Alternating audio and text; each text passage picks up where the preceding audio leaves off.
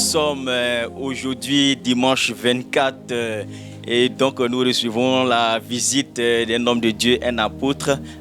Et aujourd'hui, c'est un jour spécial. Nous sommes bien entendu à Livingstone, dans l'église du pasteur Ed Mohain depuis Dabou. Et donc, nous allons profiter de l'occasion pour arracher quelques mots à notre invité. Pasteur, bonjour. Bonjour, que Dieu vous bénisse. Bonne arrivée. Et nous savons que vous venez vraiment de très loin.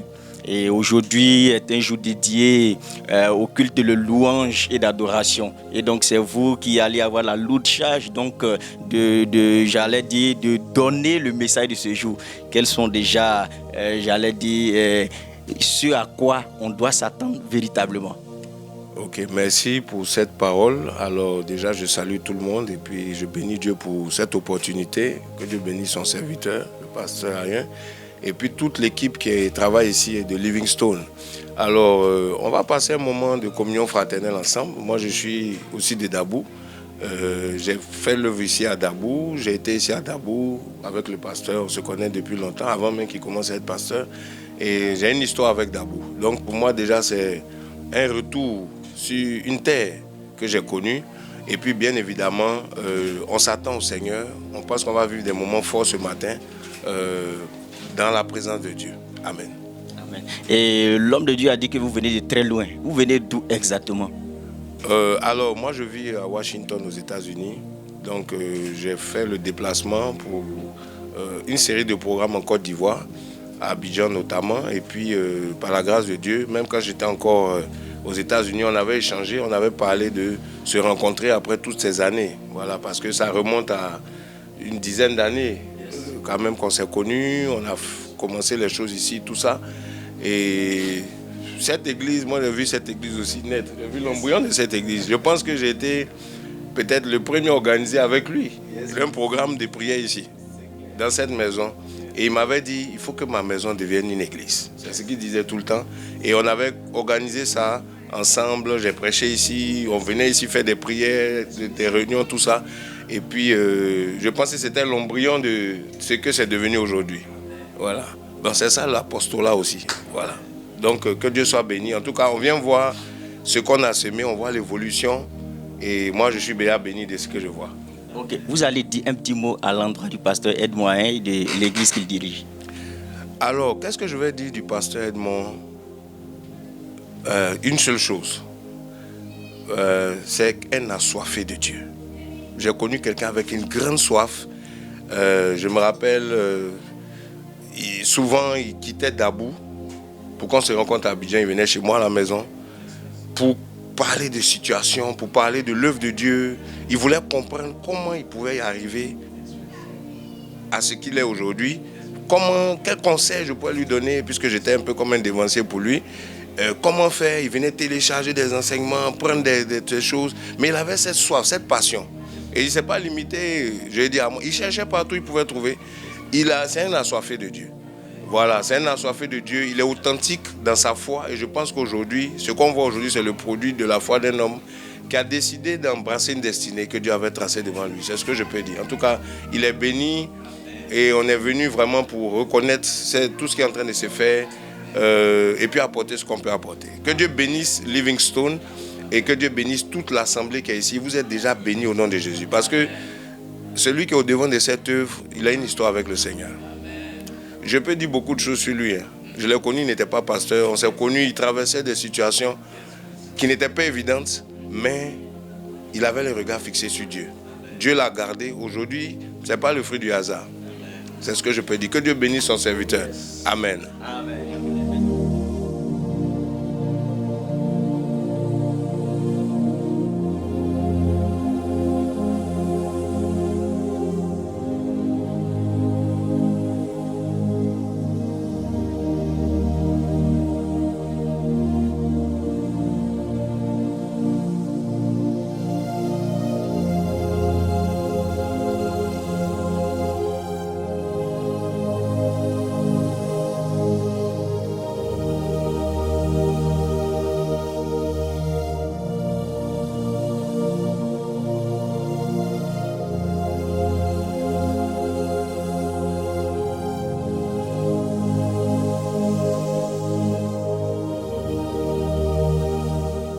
Dieu m'a donné une vision de réveil, une vision de formation aussi. Et on était ici en tant que missionnaire. Je pense qu'avant que je vienne ici, je pense qu'on a inauguré les programmes radio de prédication. Il n'y en avait pas vraiment à Dabou. On est venu avec un message qui a bouleversé un peu ici. Les gens parlaient. Il y avait des musulmans qui commençaient à se donner à Jésus. Il y a eu un mouvement, même dans les villages, Dieu faisait des choses. Puisque ça aimait jusque là-bas. Amen. On nous appelait pour nous menacer, tout ça. Mais Dieu a touché, Dieu a fait. Et je crois que ça a été aussi les prémices d'une nouvelle ère. Avec des serviteurs de Dieu que Dieu est en train de préparer. Qui aujourd'hui sont vraiment en train de faire un travail extraordinaire. Tant spirituel que social. Pour impacter non seulement la ville, mais un peu toute la région. Et on bénit le Seigneur pour ça. Alléluia. Donc je ne vais pas trop perdre de temps. On va avancer. Je suis juste arrivé avec quelques membres. Ce sont mes fils spirituels. Ils vont se lever simplement. Donc les voici. Voilà. Ce sont des missionnaires. Amen. Ce sont des missionnaires ils font l'œuvre de Dieu. Ils sont engagés. Il y en a parmi eux qui venaient ici avec moi à l'époque à la radio. Et on a fait plusieurs programmes ensemble. Et aujourd'hui, ils sont venus aussi vous saluer au nom de Jésus-Christ. Amen. Vous pouvez vous asseoir. Alléluia. Amen. Que Dieu soit béni. Alors, on va partager ensemble un thème. Mais avant, je voulais rapidement, par la grâce de Dieu aussi, comme votre pasteur, c'est un écrivain. Moi aussi, je suis un écrivain un peu. Donc, j'écris aussi un peu des livres. Amen. Donc, j'ai un livre que j'envoie avec moi. Voilà, c'est ce livre-là. Christ est-il divisé? C'est le thème du livre. C'est un livre qui met l'accent sur la responsabilité des chrétiens à œuvrer à l'unité. Il y a beaucoup de divisions, de palabres dans le corps de Christ. À cause des fois des pasteurs qui ne s'entendent pas, les chrétiens aussi rentrent en guerre les uns contre les autres. Je parle un peu de ça dans ce livre. Ce livre aussi vient pour aider les gens dans le relationnel. Des gens qui ne se parlent pas, des gens qui sont blessés. Ça vient pour guérir les cœurs. Ça vient pour aider les gens à comprendre que même si ton ennemi te fait du mal, tu peux lui pardonner. Jésus a dit, bénissez ceux qui vous maudissent. Priez pour ceux qui vous maltraitent. Faites du bien à ceux qui vous haïssent. Donc je parle un peu d'unité ici. Christ est-il divisé?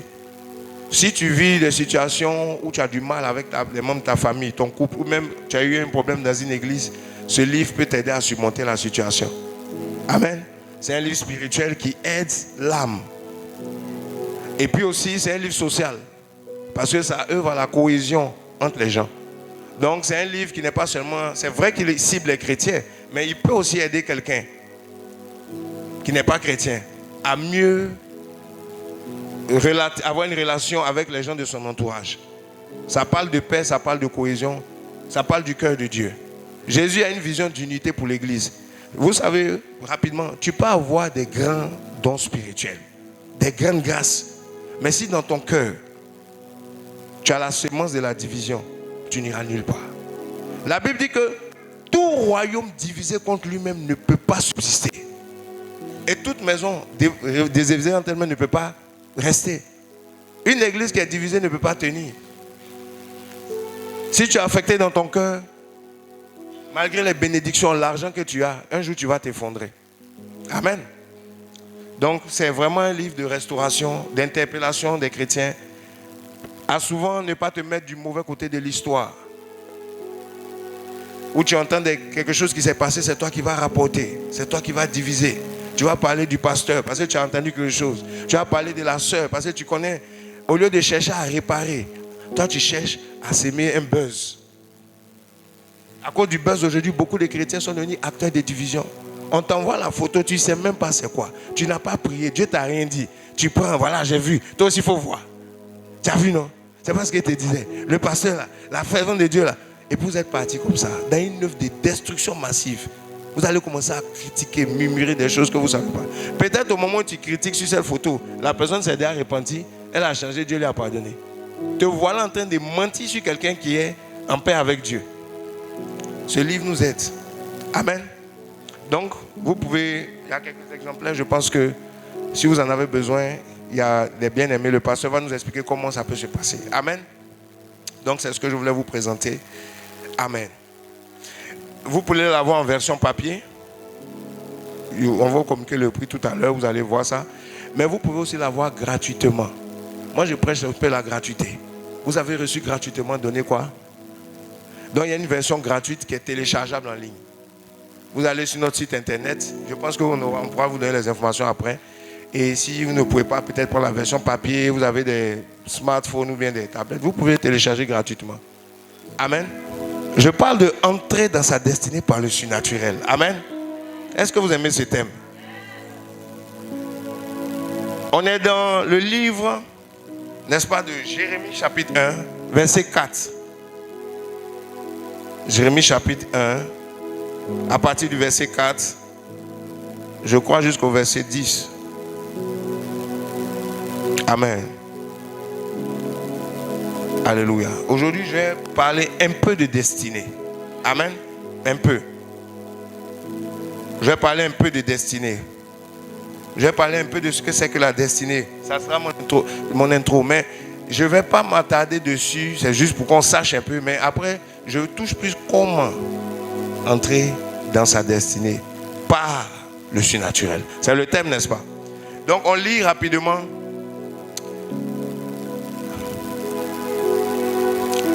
C'est même jusqu'au verset 9. On va lire jusqu'au verset 9. On peut déborder à 10, mais c'est le verset 9. Donc, on commence au verset 4. Jérémie chapitre 1, verset 4. La Bible nous dit: et la parole de l'Éternel vint à moi disant: avant que je te formasse dans le ventre de ta mère, je t'ai connu. Et avant que tu ne sortisses de son sein, je t'ai sanctifié. Je t'ai établi prophète pour les nations. Verset 6. Et je dis: ah, Seigneur éternel, voici, je ne sais pas parler, car je suis un enfant. Et l'Éternel me dit: ne dis pas je suis un enfant, car pour tout ce pourquoi je t'enverrai, tu iras. Et tout ce que je te commanderai, tu le diras. Verset 8, ne les crains point, car je suis avec toi pour te délivrer, dit l'Éternel. Verset 9, l'Éternel répondit, étendit sa main et toucha ma bouche. Et l'Éternel me dit: voici, j'ai mis mes paroles dans ta bouche. Alléluia. Amen. On s'arrête là. C'est une parole dans laquelle on va naviguer. C'est une parole dans laquelle on va parler. Alors, je veux parler un peu de destinée. Déjà, toujours on entend ce mot, destinée, destinée. C'est quoi une destinée? Si tu ne sais pas ce que c'est une destinée, tu peux confondre la destinée avec autre chose. Tu peux appeler autre chose ta destinée. Il y a des gens, par exemple, qui pensent que leur ambition personnelle est une destinée. Ce que toi, tu veux faire dans la vie, le projet que tu veux faire, le travail que tu veux faire, tes préférences, tes goûts, les gens se disent: c'est ma destinée. C'est ça que je dois faire. Amen. Une destinée est un projet. Une destinée est un programme.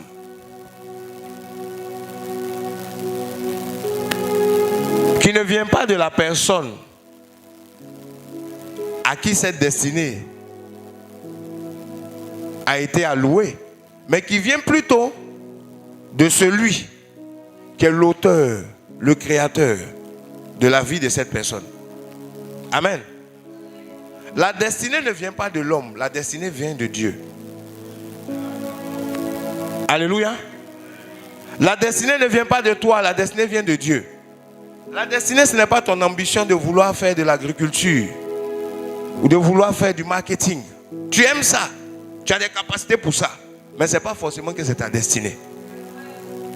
Ta destinée, c'est quelque chose que Dieu a programmé. Quelque chose que Dieu projette dans ta vie, que tu ne vois pas encore, mais c'est déjà écrit, ça existe. Avant de créer un homme, avant d'établir un homme ou une femme, Dieu d'abord prépare un programme qu'on appelle la destinée. Quand Dieu devait créer Adam dans Genèse 1, verset 26, il dit: créons l'homme à notre image, afin qu'il domine. Voici sa destinée. Sur les poissons, sur les oiseaux. Qu'il est le royaume, il est le règne de Dieu sur la terre. Est-ce que vous comprenez? Quand Dieu veut faire quelque chose avec un homme, Dieu fait quoi d'abord? Avant de l'envoyer, Dieu prépare le programme de sa vie, sa destinée. Et une fois que ça s'est fixé, Dieu le crée maintenant. Avant qu'Adam vienne, sa destinée existait déjà. C'est lui qui ne savait pas. Avant que tu viennes sur la terre, il y a un programme que Dieu a déjà dit, préparé sur toi, te concernant. Chaque homme vient sur la terre avec quelque chose. Tu peux ne pas le savoir, être ignorant de ça. Voilà pourquoi tu vas te promener ici, essayer ceci, ça marche, essayer ceci, ça ne marche pas. Tu vas tourner. Ceux qui ont réussi à découvrir leur destinée en Dieu, c'est ces personnes-là qui émergent comme des étoiles dans leur génération. Parce que tout ce que Dieu a prévu pour toi, ou tout ce que Dieu veut faire avec toi, est lié à ta destinée.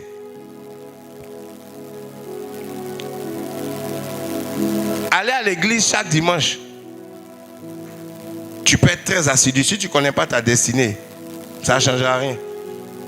Tu vas vivre ça et puis tu perds. Tu es frustré même.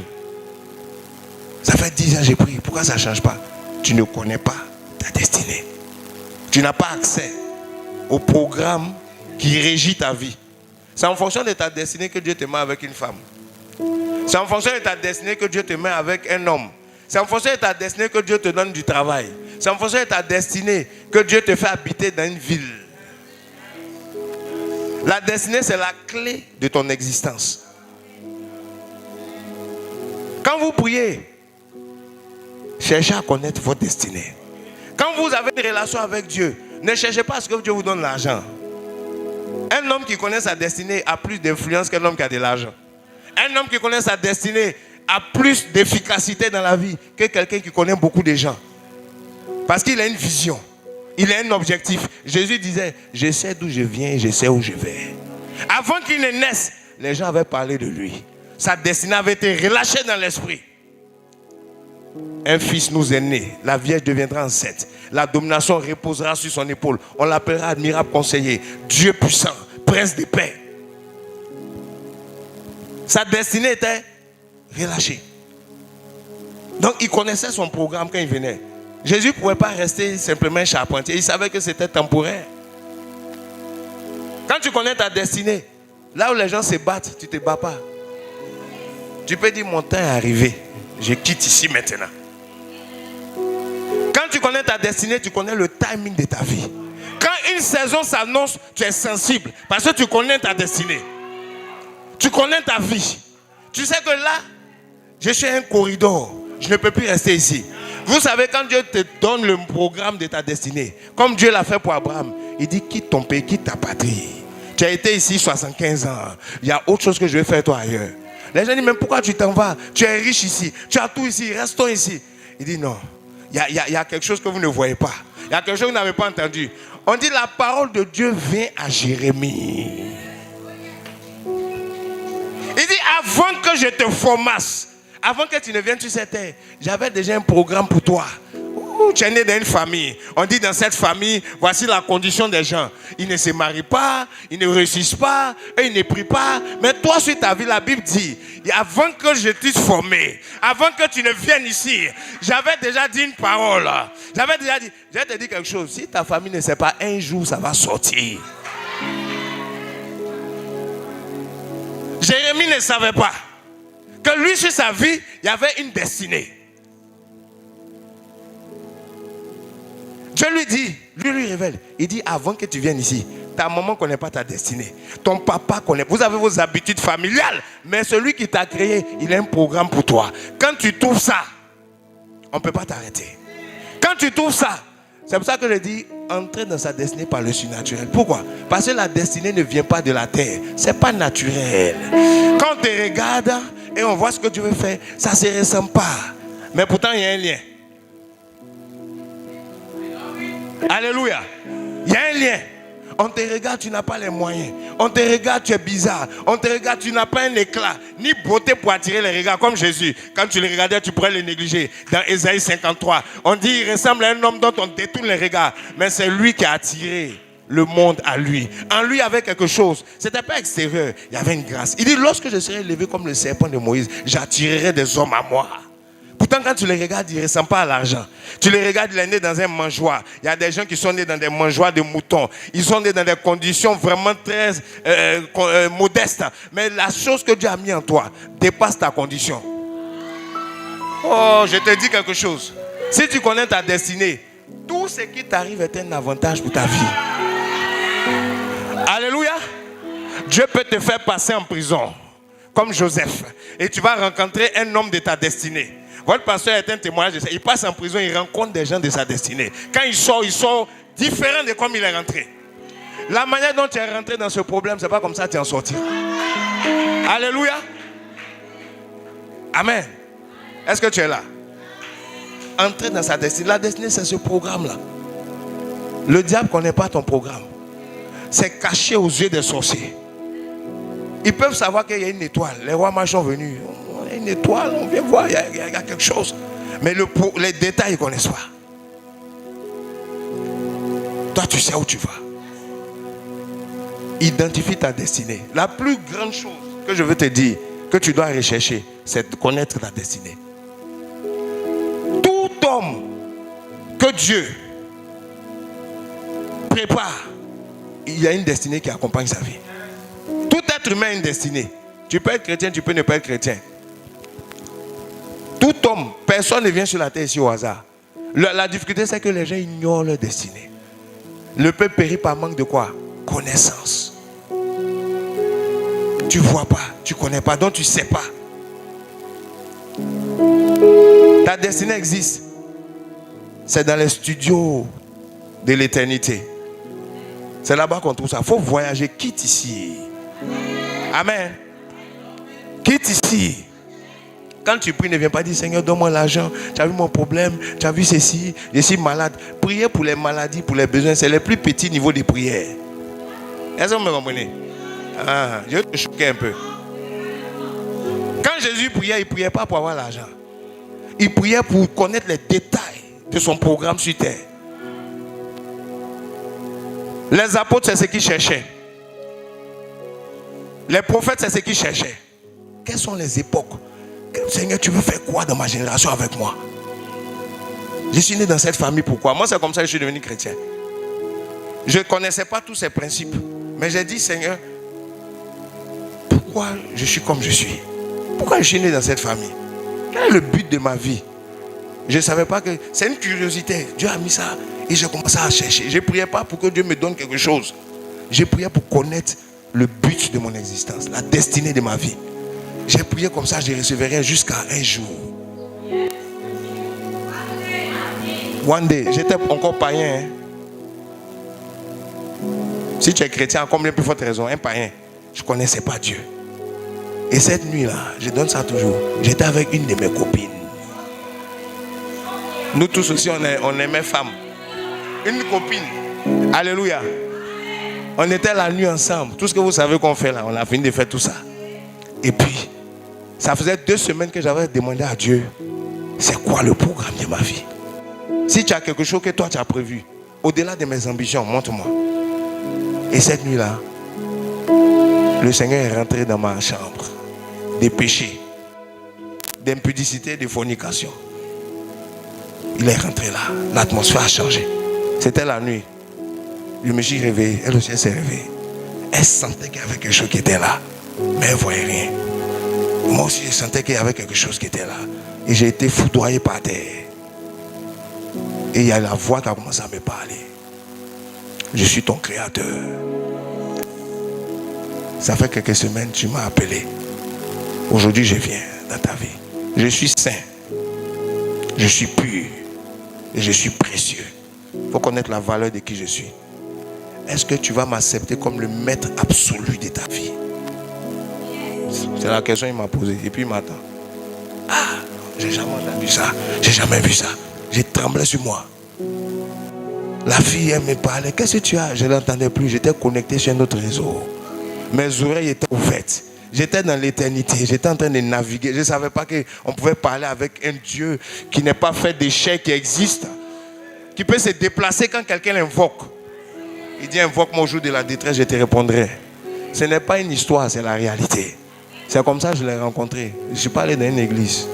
Là, je n'ai pas dormi la nuit. Je lui ai dit, je vais accepter ce que tu dis là. Et il a commencé à me parler de ce qu'il veut faire dans ma vie. Ce qu'il veut faire avec ma vie. Ce qu'il veut faire dans ma génération, avec moi. C'était notre première conversation. Après ça, pendant 1 mois et demi, chaque soir, il y avait quelque chose comme ça qui s'est passé. Des cours, des enseignements, comment je peux dire ça, des feuilles de route. Tu as commencé à me parler. Toi, tu es un homme comme ça. Tu es un homme de Dieu. Tu es un homme de la parole. Voici la route que tu vas prendre. Et tu ne fais pas comme les autres. Tu fais comme ça.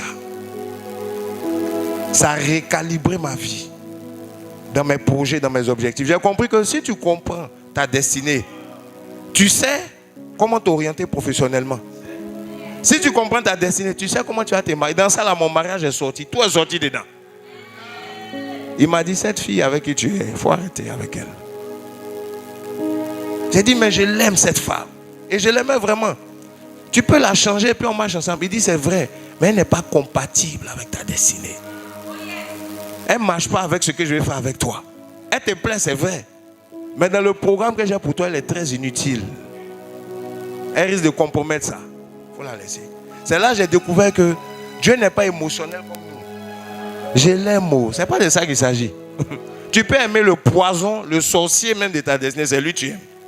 Et quand tu es marié à lui, ce que tu n'as jamais vu, c'est ça que tu vas voir. Donc ne laissez pas vos sentiments vous orienter dans des relations compromises. Cherchez à discerner le conseil de Dieu dans l'affaire.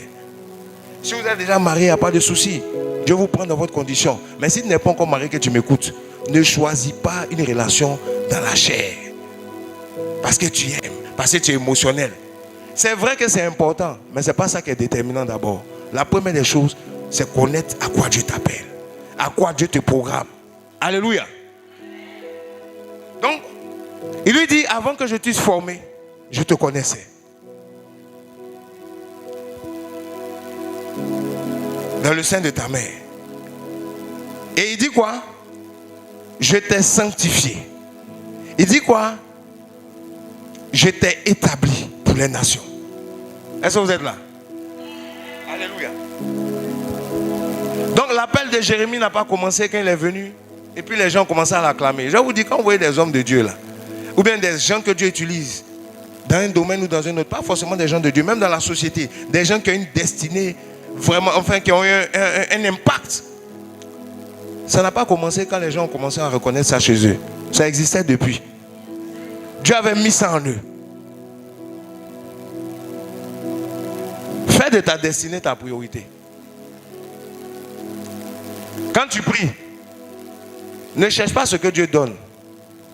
Cherche ce que Dieu veut atteindre avec toi. Si tu cherches ce qu'il va atteindre avec toi, il va te donner ce dont tu as besoin. Mais tu peux recevoir des choses et puis manquer le but. Alléluia. Est-ce que quelqu'un est là? C'est très important dans l'église de connaître ta destinée, dans le ministère. C'est très important de connaître ta destinée dans ta famille. Il y a un rôle. Joseph était censé amener la libération pour sa famille. Quel est ton rôle dans ta famille? Pourquoi tu es né? Pourquoi tu es troisième? Pourquoi tu es quatrième? Pourquoi tu es l'aîné? Pourquoi tu es un père? Pourquoi tu es une mère? Au-delà de ce qu'on fait de manière naturelle, nourrir les enfants, payer les factures, s'occuper d'eux, il y a quoi? Pourquoi tu es à Dabou? Pourquoi tu vis dans ces quartiers? La destinée d'un homme renferme trop d'informations. Il dit, je t'ai établi pour les nations. Quelqu'un qui n'a jamais voyagé, il n'a jamais sorti de Jérusalem. Est-ce que tu sais que tu peux rester ici à Dabou et puis influencer le monde entier? Alléluia. Est-ce que tu sais que tu peux ne même pas sortir de cette zone-là, de cette préfecture, et puis toucher la Côte d'Ivoire? Ce n'est pas un visa qui donne de l'impact à quelqu'un. Ce n'est pas le fait de voyager dans un avion. C'est le fait d'être dans le programme de Dieu. Alléluia. Jean-Baptiste était dans le désert, un endroit où il n'y a pas de maison. On dit toute la ville allait le trouver là-bas pour l'écouter. Je prie que Dieu attire dans ce lieu des personnes qui n'habitent pas ici. Je prie que Dieu attire dans ta vie des personnes qui sont d'ailleurs. À cause de ce que Dieu a mis en toi, que les gens se déplacent, que les gens viennent à ta rencontre, que Dieu élargisse tes tentes. Au nom de Jésus. Alléluia. Je crois. Est-ce que quelqu'un est là? Je suis en train de vous parler de quelque chose. Il dit, je t'ai établi prophète des nations, mais il n'a jamais voyagé. Je vais vous dire quelque chose. Est-ce que vous savez que Jésus, physiquement, il n'a jamais quitté Jérusalem, enfin, Israël? Jamais. Mais il a plus d'impact que ceux qui voyagent en avion. Il a fait 3 ans, mais il a plus d'impact que des gens qui font le ministère depuis 40 ans. Pourquoi? À cause du fait qu'il était en parfait alignement avec sa destinée. Il n'a pas fait au-delà, il n'a pas fait en deçà de ce qu'il devait faire. Tu peux être une couturière. Dieu t'a appelé dans le domaine de la couture. C'est ta montagne de domination qu'elle a. Reste dedans. Ne cherche pas à vendre des pagnes ou bien d'autres choses. Ou bien de la nourriture. Reste dans ton domaine. Si Dieu t'a parlé d'un domaine, reste dedans. Au début, ça peut faire comme si ça ne marche pas. Au début, ça peut faire comme si ça ne fonctionne pas. Au début, ça peut faire comme si tu t'es trompé. Mais toi, tu sais ce que tu as reçu dans le secret.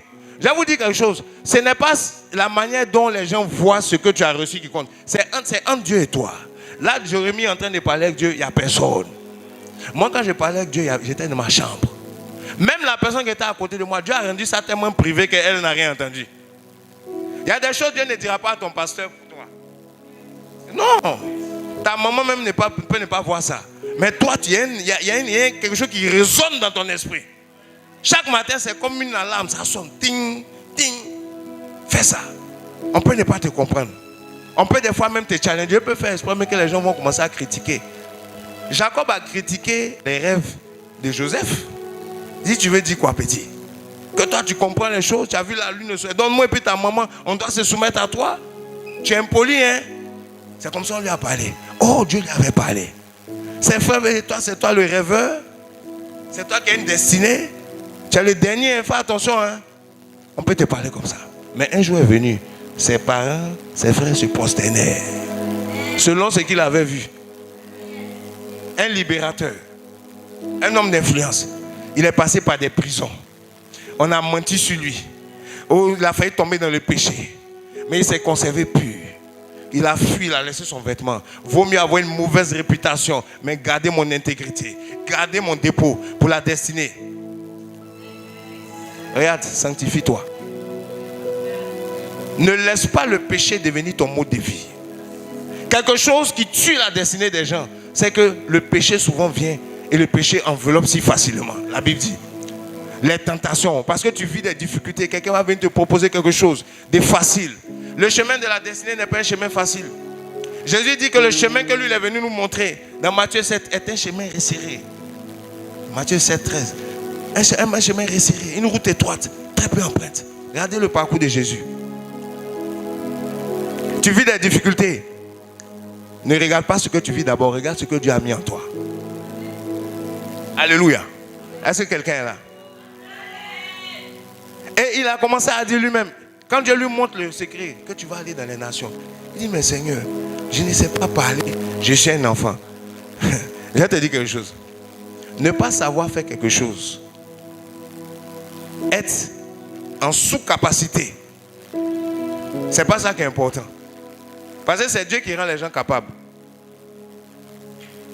Quand Dieu lui parlait, Dieu lui a jamais dit, écoute, voici pour pouvoir être dans cette destinée, je veux que tu saches bien parler avant d'être prophète. Dieu, tu n'es même pas obligé de savoir bien parler. Moïse ne savait pas parler, il bégayait. C'est lui que Dieu a pris pour faire un messager. Tu peux être pauvre, Dieu peut t'utiliser pour enrichir les gens. Vous savez ça? Il peut utiliser ta pauvreté pour te briser. Il va te rendre riche après, je crois. Amen. Mais il peut utiliser ça pendant un temps pour montrer sa sagesse. Dieu prend quelqu'un qui ne sait pas parler puis il met ses paroles. Pour montrer que ce n'est pas la capacité de l'homme qui fait la destinée. c'est le dépôt divin. C'est le dépôt divin. Moi aujourd'hui, on me voit comme ça, un homme de Dieu. Il y a des gens, si tu leur dis tu es un homme de Dieu, ils vont dire tu mens. C'est pas vrai. Pourquoi? Parce qu'ils m'ont connu d'une manière. Mais Dieu a mis quelque chose en moi. Dieu a mis quelque chose en Pierre. Un homme qui peut régner Jésus pendant 3 fois. Dieu a mis quelque chose en lui. Une seule prédication, 3000 âmes. Dieu peut faire de grandes choses avec toi. Mais c'est quand tu es dans les circonscriptions de ta destinée, pas en dehors. Dieu a dit à Adam, tu vas dominer. Tu vas te multiplier. Mais c'était où? Dans les circonscriptions. La circonscription de la destinée d'Adam, c'était le jardin d'Éden. Quand il est dedans, c'est un chef, c'est un maître, c'est son domaine. Quand il est hors du jardin, il est victime. Il est écrasé. Il est dominé. Parce que la destinée est souvent liée à une plateforme particulière, une circonscription, un espace. Ça peut être physique, ça peut être moral, ça peut être professionnel. Est-ce que vous me comprenez? Mais il y a un espace où le Seigneur te positionne. Nous tous.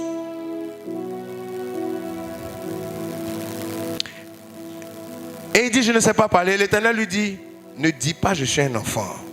Car tout ce que, pourquoi je t'enverrai, tu iras, tu le diras, comme je t'ai commandé. Ne crains pas, je serai avec toi. Dis, je serai. Dis, il sera avec moi. Je vais vous dire quelque chose. Une des clés qui te permet d'entrer dans le surnaturel. Donc, première des choses, il faut connaître sa destinée. On est d'accord? Identifier sa destinée. Chercher à connaître sa destinée. La deuxième des choses, il faut savoir que tu n'es pas seul dans ta destinée. Ta destinée, c'est toi qui en bénéficies. Mais Dieu est avec toi dedans. Ta destinée te concerne, mais Dieu est participant avec toi dans l'histoire de ta destinée. Alléluia. Quand il y a des challenges, tu n'es pas seul. Il dit, je serai avec quoi? Avec toi. Il n'a pas dit, je vais enlever ton problème. Il n'a pas dit, je vais faire que tu vas bien parler d'abord. Non. La première chose qui doit te rassurer, c'est la présence de Dieu dans ta vie. La destinée d'un homme fonctionne avec la présence de Dieu. Personne ne peut rentrer dans sa destinée véritablement sans Dieu. Quand je parle de destinée, je parle selon le programme de Dieu. Amen. Satan aussi promet aux gens des destinées. Il y a des destinées démoniaques, comme celle de l'homme impie. Il y a des destinées diaboliques, comme celle des antichrists, des satanistes. Mais nous parlons de la destinée en Christ. Le programme divin. Dieu dit, je serai avec toi. C'est ta plus grande garantie par rapport à ta destinée, la présence de Dieu. Tu peux prier beaucoup et puis ne pas avoir la présence de Dieu. Est-ce que vous savez ça? On n'est pas les seuls à prier. Hein? Plein d'autres gens prient. D'autres prient 5 fois, d'autres prient plus. Mais ils n'ont pas cette présence. Cette présence, c'est une relation. Vous voyez là, la parole de Dieu vient à lui. Est-ce que la parole de Dieu vient à toi? C'est une question. Est-ce que quand tu es là, la parole de Dieu vient à toi? C'est-à-dire une conversation entre Dieu et toi. Là, ils sont en train de faire quoi? D'échanger. Voilà ce que je vais faire. Il dit, ah papa, moi aussi je ne comprends pas. Je ne sais pas parler. C'est une relation. Ce n'est pas seulement où tu viens prier les sujets. Au nom de Jésus, Seigneur, vraiment, touche ma famille, touche-moi, touche mes affaires. Oh, tu pries, tout. Quand tu finis, il n'y a pas de parole qui vient à toi. Il n'y a pas un message, il n'y a pas une conversation entre toi et puis le Dieu que tu pries. Et ça dure comme ça depuis des années. Amen. Regarde, je crois que au travers de ce petit moment qu'on est en train d'avoir, il y a des gens que Dieu veut pousser dans leur destinée. Il y a des personnes que Dieu veut pousser dans une étape. Il y a des personnes à qui Dieu veut donner une visibilité. On va prier tout à l'heure. Par la grâce de Dieu. Il y a des choses qui vont se passer. Que les barrières de ta limitation ne t'aveuglent pas. Avoir des lacunes et des défauts, c'est normal. Mais ce que Dieu a mis en nous ne tient pas compte de ça. Il y a une parole que le Seigneur m'a dit pour moi. Il m'a dit, tes faiblesses ne peuvent pas t'empêcher de vivre ta destinée. Tes faiblesses, toi tes défauts là, c'est pas trop fort ni puissant pour empêcher moi mon programme. Si tu crois. Et j'ai décidé de croire que sans argent, on peut faire des choses qui nécessitent de l'argent. Que sans se déplacer, on peut faire des choses qui nécessitent des déplacements. On peut entrer dans sa destinée par le surnaturel. Sans bateau, Jésus a démontré qu'on peut traverser un Jourdain en marchant sur l'eau. Sans avoir un appât, on peut attirer des poissons d'un filet. C'est possible. Sans nourriture, on peut nourrir des gens.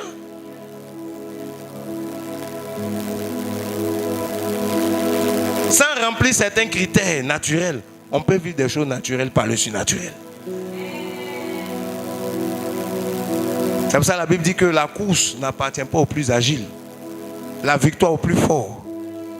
C'est pas celui qui a des talents forcément qui réussit dans la vie. Mais tout est facteur de circonstances. Or, c'est Dieu qui est le maître des circonstances. Tu peux être diplômé. Puis Dieu peut garder un poste de premier ministre pour un prisonnier. Pendant qu'il y a tous les qualifiés qui sont là, en train de se battre. Et puis un gars sort du néant, il n'a même pas déposé de CV, puis il fait comme ça, en un jour. Pendant que des gens qui ont 30 ans de carrière, et puis on l'installe, Joseph. C'est le surnaturel. Amen. Est-ce que vous me comprenez? Oui. C'est dans ça que Dieu est. Est-ce que tu crois en ça? Est-ce que tu crois en ta destinée? Est-ce que tu connais ta destinée? La destinée d'un homme ne le surprend pas, il sait. Je donnais l'exemple de votre pasteur. Il n'avait rien. Il dit, lui, il doit bâtir une église. Il sentait ça au fond de lui. Il en parlait souvent. Il s'intéressait à sa destinée. Quand tu découvres ta destinée, il faut t'intéresser à ta destinée. Fais des recherches dans ta destinée. Dieu te dit que c'est dans le domaine de la mode. Fais des recherches. Intéresse-toi. Dieu te montre que c'est dans le domaine de telle chose. Commence à t'intéresser à la chose. Amen. Ne néglige pas ta destinée. Plus tu t'intéresses à ta destinée, plus Dieu te donne les moyens de ta destinée. Plus tu t'intéresses à ta destinée, plus Dieu trace la précision du chemin de ta destinée. Connaître sa destinée, ça ne suffit pas. La cultiver, la labourer. Est-ce que vous comprenez? Il y a plusieurs chrétiens que Dieu fait des signaux. Vous savez, je vais vous dire quelque chose. La semaine passée, j'enseignais il y a une semaine, sur la place du surnaturel dans l'église. C'était mon thème. Souvent, on est trop limité à notre naturel. Et on veut vivre des choses surnaturelles avec notre naturel. Non. Être chrétien, c'est être surnaturel. La foi chrétienne vient du surnaturel. Une femme enfante sans avoir été enceinte. C'est ta foi. C'est comme ça que notre Sauveur est venu. Ça a commencé au-dessus des règles naturelles. On dit de quoi en ça? Une fois que tu as cru en ça, tu deviens bizarre. Tu deviens malade, on ne peut plus te saisir. Ce n'est pas les mathématiques qui te définissent. Amen. Donc, pour pouvoir entrer dans une destinée, il faut voir au-delà de ce qu'on voit. Il faut avoir un autre regard. Il faut que tes sens spirituels soient activés. Moi, j'ai rencontré sur cette nuit-là, il a activé mon esprit. J'ai commencé à ne plus voir les gens comme on les voit. J'ai pu regarder un homme et puis voir en lui, au-dedans de lui. Et puis c'est ça, on a une relation. Comme ça s'est passé avec votre pasteur. Ni beauté, ni éclat pour attirer. Tu vas te dire même, si il marche chez lui-même, ce n'est pas des problèmes. Ça ne va pas me salir. Est-ce que vous comprenez ce que je dis? Oui, ce n'est pas ça le but. Il y a quelque chose de plus grand à l'intérieur. Il y a un dépôt. Amen. Non. La destinée. Est-ce que quelqu'un est là? J'avance un peu. Est-ce que quelqu'un est béni ce matin? Il y a des choses qu'on va activer ce matin.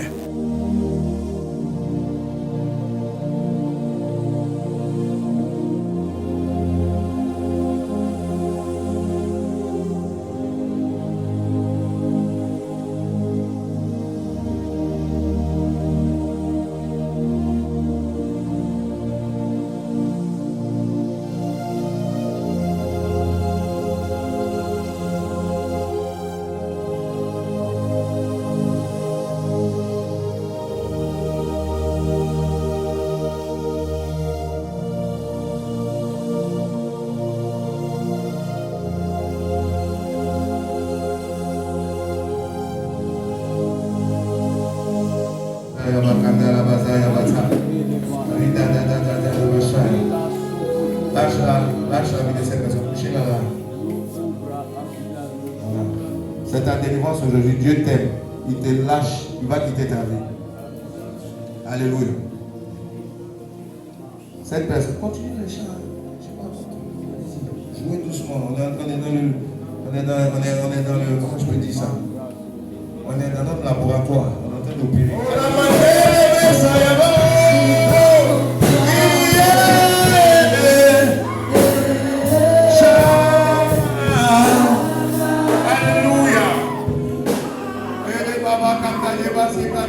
On est dans l'industrie naturelle. Il y a des transferts qui se font en ce moment.